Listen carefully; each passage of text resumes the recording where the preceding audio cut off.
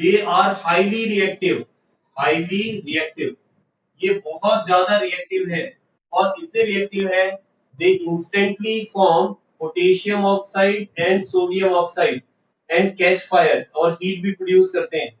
ठीक है ना, कि अगर आप इन्हें सोडियम को और पोटेशियम को ओपन रख देते हैं ना बेटा एयर में, तो एक्चुअली दे स्टार्ट बर्निंग, वो बर्न करना स्टार्ट कर देते हैं। They can easily catch fire, ध्यान रखना, they catch fire, catch fire. और कैच फायर की वजह से हम लोग क्या करते हैं, they are kept in, they are kept in kerosene oil, kerosene oil और या फिर पैराफिन, इन्हें पैराफिन या केरोसिन के अंदर आप डिप करके रखते हैं। एक्चुअली जैसे ये एयर के कांटेक्ट में आते हैं तो एयर से रिएक्शन करने लग जाते हैं। तो ये बहुत इंपॉर्टेंट चीज है, ये पूछ लिया जाता है एग्जाम में, ध्यान रखना, why potassium and sodium are kept in kerosene और paraffin, because they are highly reactive, whenever they come in contact with oxygen they catch fire, so that's why they are kept in kerosene and paraffin to prevent its reaction with oxygen। ठीक है, तो ये चीज ध्यान रखनी है कि oxygen से रिएक्शन नहीं हो, इसलिए आप इनको किस में रखते हैं, पैराफिन या केरोसिन में रखते हैं। नेक्स्ट आता है आपके पास कैल्शियम। एक्चुअली कैल्शियम भी ऑक्सीजन से रिएक्शन करके कैल्शियम ऑक्साइड बनाता है, but this reaction is less vigorous, इसकी रिएक्टिविटी कंपैरेटिवली कम है। ठीक है, इसलिए रिएक्शन ज्यादा विग्रस नहीं है। ठीक है, in case of magnesium, aluminium and zinc, ये तीन मेटल्स जो है, ठीक है, ये तीनों मेटल्स जो है ना बेटा, इनकी रिएक्टिविटी इनसे काफी कम है। तो इनको अगर आप रिएक्शन कराना चाहें, आप डायरेक्ट इनको अगर ऑक्सीजन के कांटेक्ट में रखेंगे तो actually they do not react readily. तो आपको क्या करना पड़ता है, इनको बर्न करना पड़ता है, BURN, you burn these metals, ठीक है, in presence of oxygen, then they will form metal oxide, this will form magnesium oxide, it will form aluminum oxide and it will form zinc oxide। ठीक है, इनको burn करेंगे आप, ध्यान रखना, तब ये बनेंगे। ठीक है, मैग्नीशियम ऑक्साइड आपको ध्यान होगा व्हाइट व्हाइट ऐश की फॉर्मेशन करता है, जो हमने फर्स्ट चैप्टर में भी पढ़ा है कि when magnesium strip is burned in oxygen it form white powder called magnesium oxide, उसको मैग्नीशियम ऑक्साइड बोलते हैं हम। ठीक है, अच्छा, एल्युमिनियम ऑक्साइड की एक खास बात होती है बेटा, इसको भी समझना बहुत इंपॉर्टेंट है। आपने देखा होगा कि जो हाउस होल्ड में हम लोग window panes, sometime doors, mostly which comes in contact with moisture, ऐसे दरवाजे जो मॉइस्चर के कांटेक्ट में आते हैं मोस्टली वो एल्युमिनियम के बनाए जाते हैं। एक्चुअली क्या होता है कि जो एल्युमिनियम मेटल है, ठीक है, जैसे ही एल्युमिनियम मेटल बनता है उसकी रिएक्टिविटी काफी ज्यादा होती है, तो एल्युमिनियम ऑक्सीजन से रिएक्शन करके एल्युमिनियम ऑक्साइड की फॉर्मेशन करता है, and this aluminum oxide layer is formed on the surface of aluminum। ये एल्युमिनियम के सरफेस पर धीरे धीरे फॉर्म हो जाती है, और एक बार बेटा जब एल्युमिनियम के सरफेस पर एल्युमिनियम ऑक्साइड बन जाएगा, ध्यान रखना, तो उसके बाद वो और ज्यादा कोरोजन नहीं करेगा और ज्यादा रिएक्शन नहीं करेगा, तो फिर उसके बाद में वो सेफ, मतलब कोरोजन से उसको प्रिवेंट कर सकते हैं। तो दैट्स व्हाई, यही रीजन है, आप देखो मोस्टली एल्युमिनियम यूज किया जाता है, आपने देखा होगा कई जगह, या खास करके जहाँ ग्लास के साथ में हमें कोई मेटल यूज में लेना है तो वहाँ एल्युमिनियम हम यूज में ले रहे हैं, कि जब वो मॉइस्चर के या एयर के कांटेक्ट में आएगा तो रिएक्शन नहीं करेगा, क्योंकि it has already the layer of aluminium oxide on their surface, उसके सरफेस पर जो है एल्युमिनियम ऑक्साइड की लेयर बनी हुई रहती है। ठीक है, तो ये ध्यान रखना, ये लेयर बहुत कम रिएक्टिव होती है बेटा। पीछे पीछे बैकग्राउंड वॉइस आ रही है और स्टूडेंट हैज रिसेंटली ज्वाइन, आवाज भी तब पीछे आ रही है, बंद करें उसे। यस, आगे देखिए, जिंक ऑक्साइड, तो zinc can burn with oxygen and it can form zinc oxide, तो जिंक ऑक्साइड की फॉर्मेशन करता है। अब नेक्स्ट आता है आयरन एंड कॉपर, तो their reactivity is too less, इनकी रिएक्टिविटी बहुत ही कम है, as they are, what happen बेटा, yes what happen, okay just a minute, let me see, ये whose mic is on बेटा, ये 1691, turn off your audios all the students please turn off your audios। जय राजूरिया, जय, turn off your audio, otherwise I have to call मेरे को call करना पड़ेगा आपके पेरेंट्स को, नहीं तो। Jay, am I audible to you?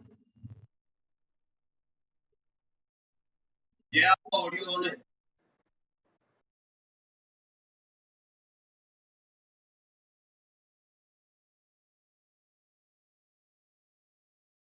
चलिए, let's see. So if we talk about iron and copper, अगर हम आयरन और कॉपर की बात करते हैं तो बेटा iron and copper are least reactive in this group. इस ग्रुप में सबसे कम रिएक्टिव है। और as they are least reactive, क्योंकि वो बहुत ही कम रिएक्टिव है, तो नेचुरल है, ध्यान रखना, वो नॉर्मल टेम्परेचर पर तो रिएक्शन करेंगे ही नहीं। तो आपको क्या करना पड़ेगा?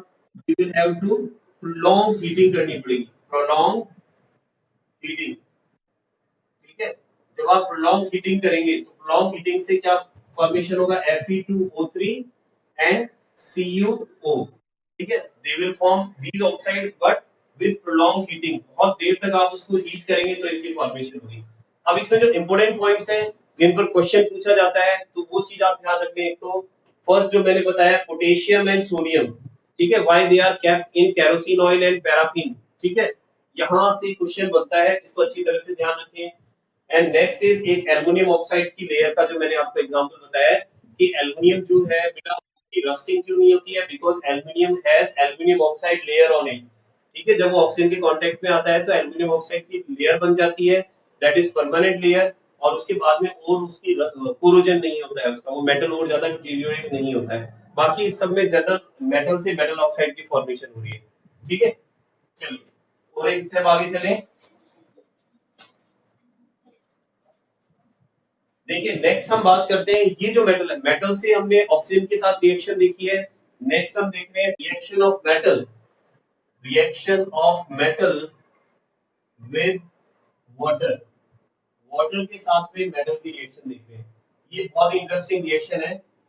देखिए, पोटेशियम, सोडियम, देन उसके बाद हम ले लेते हैं पोटेशियम सोडियम के बाद magnesium, magnesium and after that zinc, aluminium and iron. Zinc, aluminium, calcium भी ले लेते हैं, कैल्शियम का ले लेते हैं, calcium, magnesium, zinc, aluminium and iron. ठीक है, so let's see these metals. तो यहाँ पर देखो, ये जो रिएक्शन है ना बेटा, इसमें खास करके दो elements, potassium and sodium, both as I said both are very reactive, बहुत ज्यादा रिएक्टिव है। अच्छा, इनकी जो रिएक्शंस हैं, जैसे मैंने आपको कहा भी था कि वीडियो में आपको सेंड करूंगा, तो मैंने आज व्हाट्सएप पर बेटा आपको एक वीडियो सेंड किया है, आप देख लेना। उसमें इनकी रिएक्शंस मैंने मतलब रिटर्न में नहीं, उसको परफॉर्म करते हुए दिखाया है कि किस तरह से जब आप सोडियम को वाटर में डालेंगे तो रिएक्शन करेगा, पोटेशियम को वाटर में मिक्स करेंगे तो किस तरह की रिएक्शन होगी, कैल्शियम को किस तरह से रिएक्शन करेगा। तो वो सारी रिएक्शंस आपको वहां देखने को मिल जाएगी वाटर के साथ। वहां मैंने उनको एल्कलाइन मेटल और एल्कलाइन अर्थ मेटल के नाम से वो वीडियो है।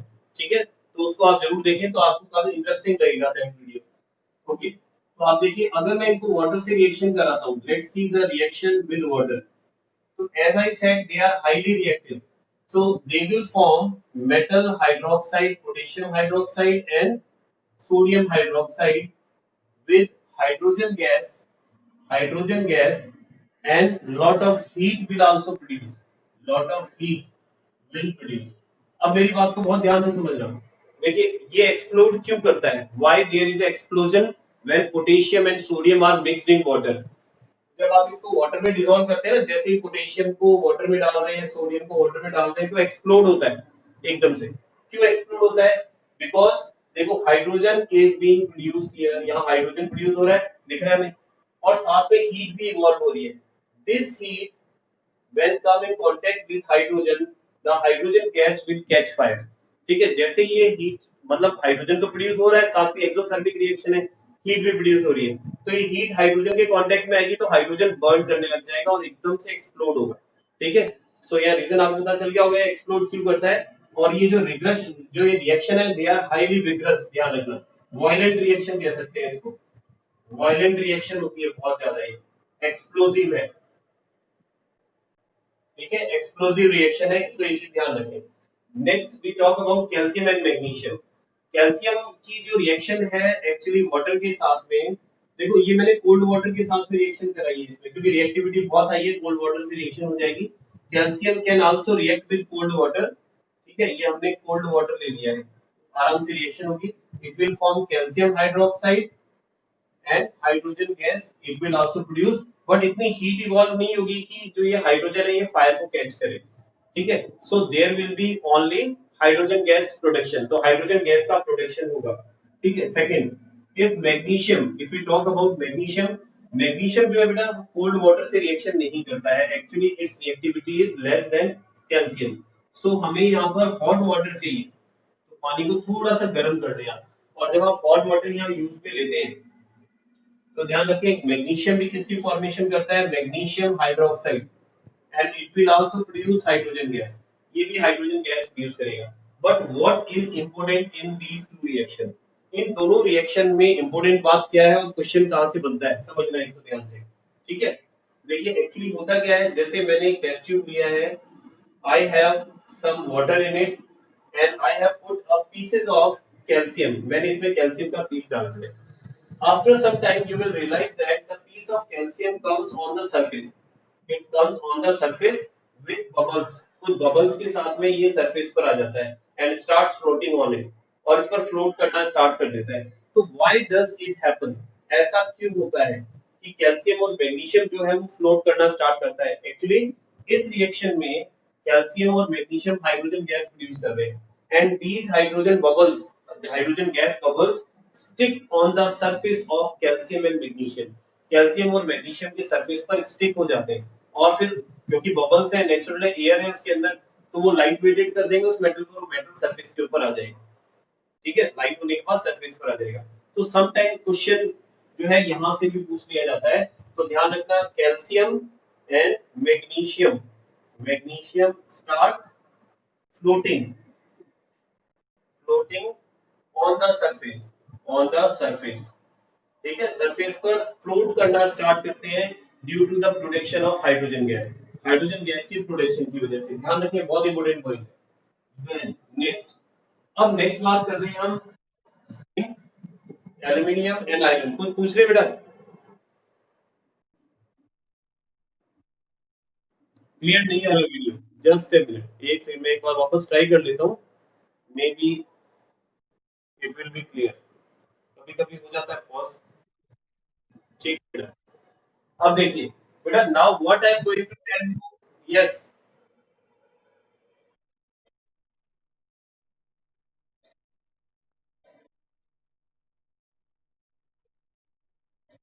एक्चुअली बेटा ऑयल की टेंडेंसी अलग है, as I said that sodium and potassium they are reactive with oxygen, ठीक है, टुवर्ड्स ऑक्सीजन, ऑक्सीजन से रिएक्शन करते हैं, ऑक्सीजन के साथ में एक्सोथर्मिक रिएक्शन होती है, बट ऑयल जो होता है उसमें ऑक्सीजन नहीं है।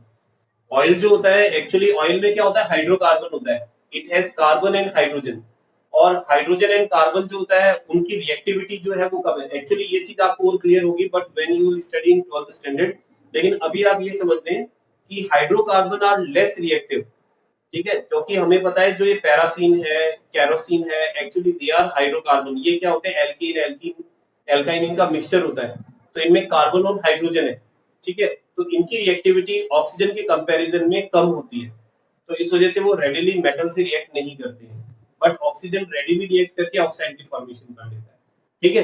बाकी इसको और बेटर वे में अपन समझ सकते हैं, but it is beyond your syllabus, ये 12th स्टैंडर्ड के अंदर आप डिटेल में पढ़ेंगे, जहां आप ऑक्सीजन की रिएक्टिविटी पढ़ेंगी, ऑक्सीजन ज्यादा रिएक्टिव क्यों है, तो वहां लोन पेयर, बॉन्ड पेयर वगैरह वो सारे मैटर आएंगे, वहां अपन बात करेंगे उसके बारे में। यस, तो अभी अपन बात कर रहे हैं जिंक, एल्यूमिनियम एंड आयरन, तो मैं कह रहा हूँ बेटा बहुत इंपॉर्टेंट है, इसमें क्या है ये चीज समझना कि अभी तक हमने जो देखा था वो वाटर से रिएक्शन कर रहा था लिक्विड फॉर्म में, ठीक है, मैग्नीशियम हॉट वाटर से रिएक्शन कर रहा था, हॉट वाटर, ठीक है, ये कोल्ड वाटर से, ये भी वाटर से रिएक्शन करते हैं, लेकिन अब ये जो है zinc, aluminium and iron, they do not react with water, ये वाटर से रिएक्शन नहीं करते हैं लिक्विड फॉर्म में, actually they react with steam, ये रिएक्शन करते हैं किसके साथ, स्टीम के साथ, तो फॉर्मूला तो वही रहेगा H2O, but we know that H2O can be formed in present in a gas form, तो यहाँ ये स्टीम की फॉर्म में, इसकी गैसियस फॉर्म है स्टीम, ठीक है, तो यहाँ स्टीम की फॉर्म में रिएक्शन कर रहे हैं। अब स्टीम की जरूरत क्यों पड़ी ये भी समझना बेटा। एक्चुअली हमें पता है कि cold water is less reactive, hot water is more reactive then cold water, and steam की एनर्जी और भी ज्यादा होती है। Steam has latent heat, steam जो होता है उसमें लेटेंट हीट होती है, तो उस लेटेंट हीट की वजह से इसकी रिएक्टिविटी काफी ज्यादा होती है, ध्यान रखना। इसी वजह से वो लेस रिएक्टिव मेटल के साथ में भी रिएक्शन करेगा। एक और इम्पोर्टेंट बात, इसमें जो बनने वाला प्रोडक्ट है ना वो इसको बहुत इंपॉर्टेंट बना देता है, क्योंकि अब तक हमने देखा है कि in all the reactions only sodium hydroxide is being form, ठीक है, but in this reaction hydroxide will not form, hydroxide नहीं बनेगा। इस रिएक्शन में बनेगा ZnO जिंक ऑक्साइड, ठीक है, and hydrogen, then aluminum oxide Al2O3 and hydrogen and Fe2O3 and hydrogen, ठीक है। As I always say, जैसा बेटा मैं हमेशा कहता हूँ कि जो एक्सेप्शंस होते हैं they are more important, exceptions ज्यादा इंपॉर्टेंट होते हैं। तो ऑलरेडी आपने यहाँ देख लिया होगा कि ये सब हाइड्रोक्साइड की फॉर्मेशन कर रहे थे, ठीक है, they all are making hydroxide, but यहाँ पर ऑक्साइड की फॉर्मेशन हो रही है, ठीक है, zinc oxide, aluminium oxide and iron oxide. So that's why these reactions are important. अब इसमें जैसे मान लीजिए आपकी बहुत सारी रिएक्शंस है, कौन सी रिएक्शन पूछने की पॉसिबिलिटी सबसे ज्यादा है, तो उनकी जो एक्सेप्शन है, तो ये एक्सेप्शंस है, तो इनकी पॉसिबिलिटी ज्यादा हो सकती है, ठीक है। तो इसमें दो चीजें इंपॉर्टेंट है, हमने देखा first, zinc, aluminum and iron do not react with cold water or hot water, they react with steam. Second thing, they do not form hydroxide reacting with water, they form oxides, ये oxide की formation करते हैं, that's why it is important। तो तीनों में आपको कुछ ना कुछ इंपोर्टेंट देखने को मिल रहा है जहां से क्वेश्चन पूछा जाता है, ठीक है। तो ये चीज आपको ध्यान रखनी है, मैंने जो क्वेश्चन पूछा जाता है रिएक्शंस में उन चीजों को हाईलाइट कर दिया है। यहाँ इसको एक्सप्लोजिव क्यों होता है, केरोसिन में क्यों रखते हैं, यहाँ पर बबल्स की फॉर्मेशन करता है, और इसमें हमने कहा ऑक्साइड की फॉर्मेशन होती है और स्टीम से रिएक्शन होती है, ठीक है। ओके, इस वीडियो की रिकॉर्डिंग भी कर रहा हूँ बेटा, मैं साथ साथ में इसको भी सेंड कर दूंगा आपको, तो इन पॉइंट्स को ध्यान रखना होगा। चलिए लेट्स सी, आगे देखिए। अब इसके बाद हम बात करते हैं that is reaction of metal oxide with acid, that is also very important. Reaction of metal oxide with acid, with acid, acid के साथ में मेटल ऑक्साइड की रिएक्शन। देखो हमने प्रीवियस क्लास में ये तो पढ़ लिया था कि मेटल ऑक्साइड्स जो होते हैं they are basic in nature, क्योंकि अगर आप किसी भी मेटल ऑक्साइड को वाटर में डिसॉल्व करते हैं वो बेस बनाता है, they are basic in nature, ठीक है। So if they are basic, so they can react with acid to form salt, तो वो बेस एसिड से रिएक्शन करके सॉल्ट बना सकते हैं। So here let's see some reactions of metal oxides, देखते हैं। जैसे एक तो ले रहे हैं हम Na2O plus water, second is magnesium oxide MgO plus water, and third is copper oxide CuO plus water, water क्यों, एसिड से रिएक्शन करा रहे हैं, सॉरी। सो HCl ले लेते हैं, H2SO4 ले लेते हैं, यहाँ भी H2SO4 ले लेते हैं, these are acids। और पहले इन तीन रिएक्शन को देखते हैं फिर हम आगे बात करेंगे। तो देखिए मैंने कहा कि metal oxides are basic in nature, ये बेसिक है, ठीक है, इट इज आल्सो बेसिक, ये भी बेसिक है और ये भी बेसिक। तो अगर हम किसी बेसिक ऑक्साइड की रिएक्शन एसिड से कराते हैं, so how they will react, कैसे रिएक्ट करेंगे। Actually basic base and acid react with each other and form salt, तो ये भी सॉल्ट की फॉर्मेशन करेगा। तो सॉल्ट की फॉर्मेशन इस तरह से होगी 2NaCl प्लस H2, ठीक है। देखिए ये Na and Cl, they will combine together because it is positively charged, it is negatively charged, and oxygen and water and oxygen and H2, they will form H2O, so salt is formed। तो यह salt की formation हो गई है कोई special बात नहीं है। आगे देखिए, magnesium and sulphate and hydrogen and oxygen, they will combine they will form magnesium hydrox, magnesium sulfate and H2O again copper and sulfate and hydrogen and oxygen, they will combine, so it will form copper sulfate and water। तो यहाँ आपने देख लिया कि जितने भी मैंने oxide लिखे ना बेटा, all the oxides are basic in nature. इसमें कोई इंपॉर्टेंट बात नहीं है, ठीक है, फिर भी पता होना चाहिए हमें। बट जो इंपॉर्टेंट चीज है वो मैं अब बताने जा रहा हूँ, उसको ध्यान से समझिए। अब तक हमने देखा generally metal oxides are basic in nature, but there are some exception which can play the role of acidic as well as basic, दोनों का रोल प्ले कर सके। तो आप में से कोई बता सकता है ऐसे ऑक्साइड्स को क्या बोलते हैं बेटा? What do we say these oxides which can behave acid as well as base, what are they called? क्या कहा जाएगा उनको? Amphoteric oxides, yes correct, amphoteric oxides. Very good, beta. Zinc oxide and aluminum oxide. Let's see. So here we are talking about amphoteric. Amphoteric oxide. ठीक है, amphoteric oxides की बात कर रहा हूं मैं। एम्फोटेरिक ऑक्साइड्स के केस में हम दो तरह के ऑक्साइड्स को एम्फोटेरिक कह रहे हैं। First is zinc oxide ZnO and second is aluminum oxide Al2O3. So both are amphoteric oxides. और जैसा कि एम्फोटेरिक ऑक्साइड्स हैं, इसका मतलब एसिड और बेस दोनों से रिएक्ट करेंगे। तो पहले तो हम इसकी एसिड से रिएक्शन करा देते हैं, HCl, so it will form zinc chloride and H2O। ये तो एसिड के साथ रिएक्शन होगी, ये तो हमें आती है, ठीक है, क्योंकि जिंक ने क्लोरीन से रिएक्शन की, हाइड्रोजन ने वो ऑक्सीजन से रिएक्शन की। बट ये जो रिएक्शन है, ये ध्यान रखना है, जिंक ऑक्साइड को आप बेस से रिएक्शन करा रहे हैं, ये रिएक्शन थोड़ी डिफरेंट है। यहाँ जो हमारे पास प्रोडक्ट बनेगा, इट विल बी Na2ZnO2, ठीक है, NH2। तो यहाँ जो प्रोडक्ट बना है बेटा, सोडियम जिंकेट, इसका नाम ध्यान रखना है, इट इज सोडियम जिंकेट, ठीक है, it is important, this reaction is important, ये थोड़ी डिफरेंट है इसलिए इंपोर्टेंट है, ठीक है। अब अगर Al2O3 की आप रिएक्शन कराते हैं, देखिए Al2O3 एसिड से रिएक्शन कराएं HCl से, then it will form AlCl3 plus water, ठीक है, तो एसिड से रिएक्शन कर रहे हैं यहाँ पर। और यहाँ देखिए Al2O3 को आप रिएक्ट करा रहे हैं अगेन NaOH से, then it will form NaAlO2 plus H2। और NaAlO2 is sodium aluminate, ठीक है, remember this name, sodium aluminate।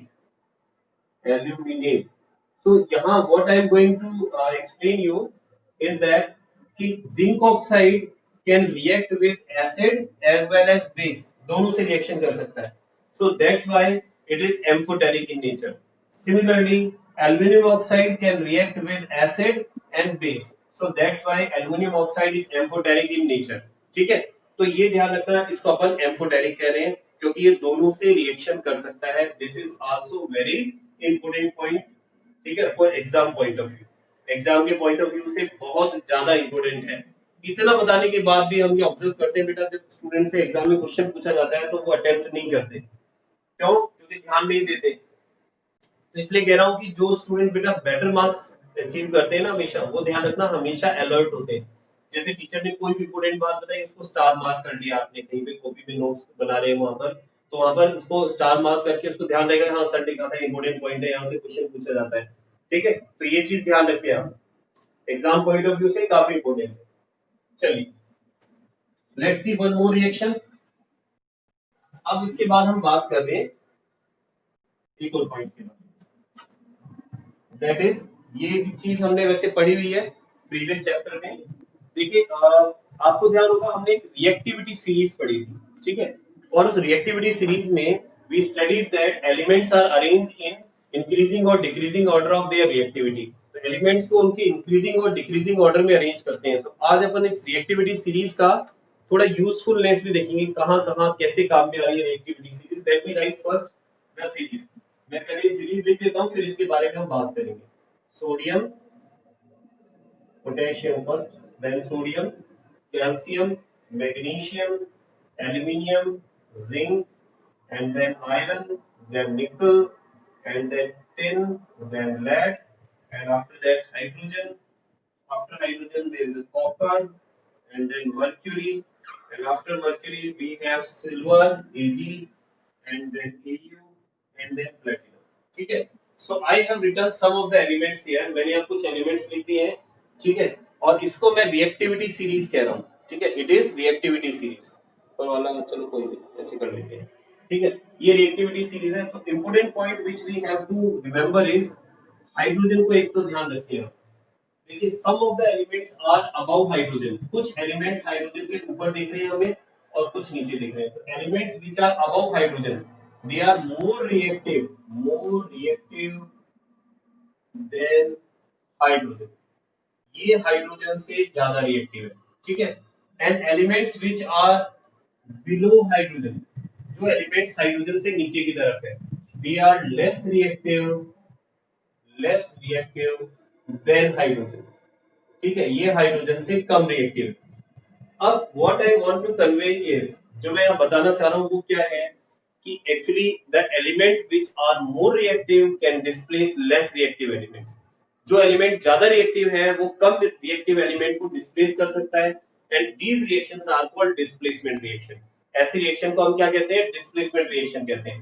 तो देखिए एक एग्जांपल, अगर मैं डिस्प्लेसमेंट की बात करता हूं, डिस्प्लेसमेंट रिएक्शन को हम इन रिएक्टिविटी सीरीज से देख सकते हैं। एक्चुअली हमने रिएक्टिविटी सीरीज कैसे बनाई है पता है आपको?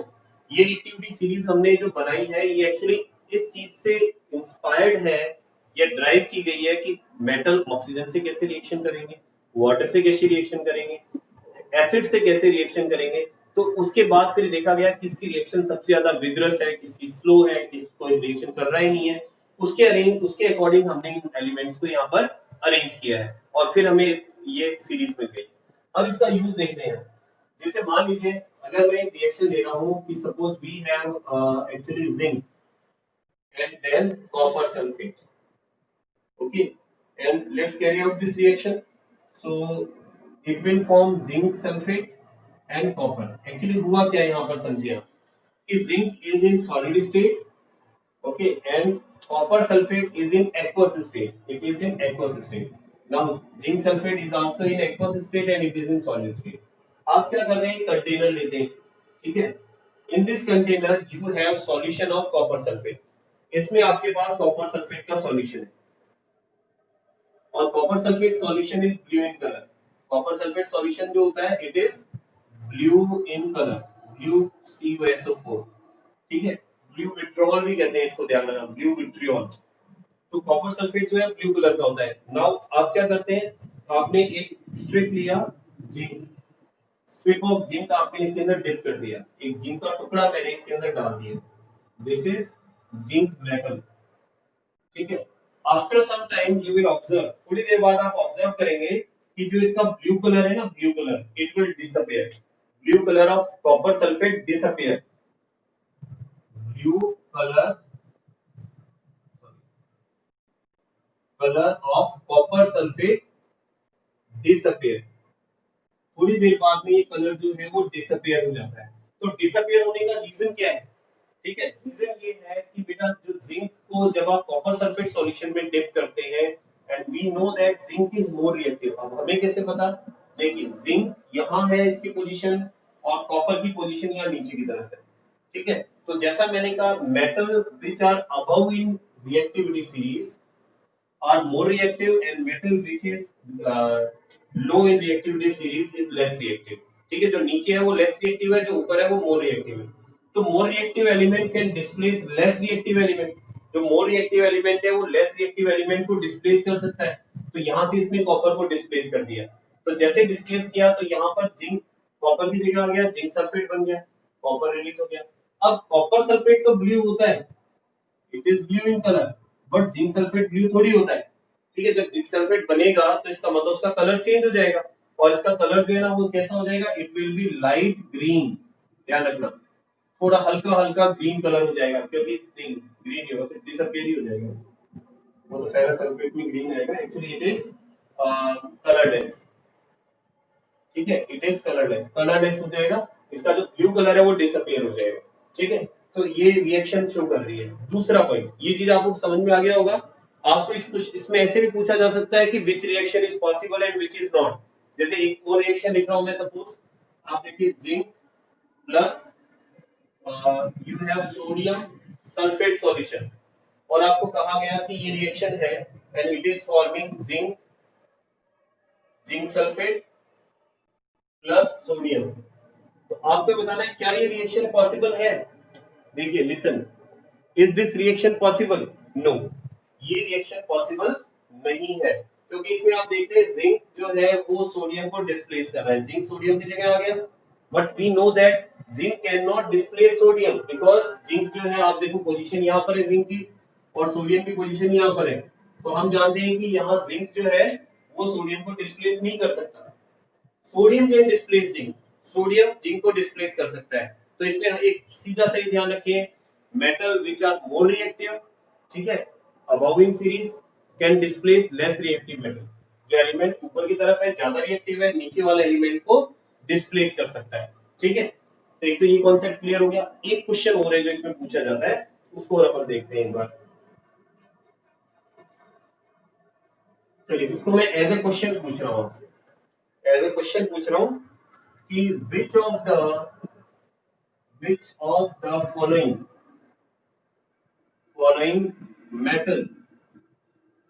metal can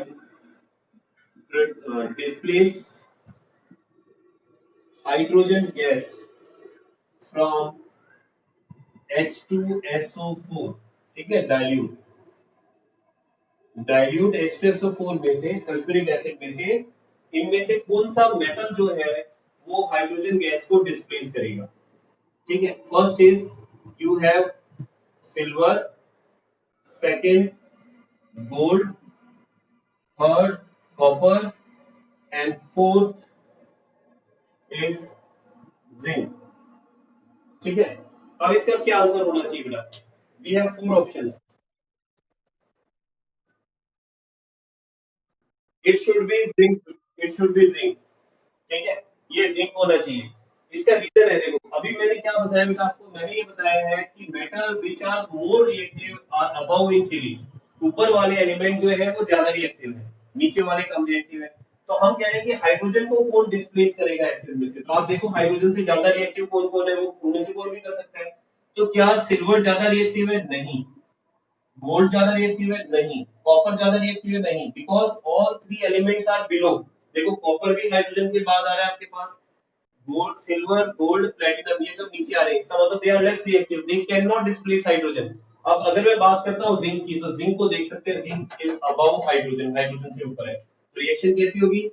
zinc plus H2SO4, it will gives zinc sulfate and hydrogen gas will release। और ये बहुत शानदार एक्सपेरिमेंट है, हम इसको लैब में भी, स्कूल लैब में भी इजीली परफॉर्म कर सकते हैं। स्कूल लैब में हम अगर एक टेस्ट ट्यूब में थोड़ा सल्फ्यूरिक एसिड लेते हैं और उस टेस्ट ट्यूब में एक छोटा सा जिंक का जो पीस है हम उसमें डाल देते हैं, तो you will realise that this sulfuric acid and zinc will start producing hydrogen gas in form of bubbles। तो हाइड्रोजन गैस प्रोड्यूस करना स्टार्ट कर देगा, ठीक है। तो ये बहुत इजीली हम बता सकते हैं। तो आई थिंक ये चीज आपको समझ में आ गई बेटा, इसमें कोई प्रॉब्लम नहीं होनी चाहिए, ठीक है। तो कल हम फिर आगे का देखते हैं, आगे के जो पॉइंट्स एक बार मैं अटेंडेंस ले लेता हूँ। 23, एक तो बीच में ना बच्चे लीव कर जाते हैं, गलत बात है, या हो सकता है कुछ का डाटा कंज्यूम हो जाता होगा पूरा।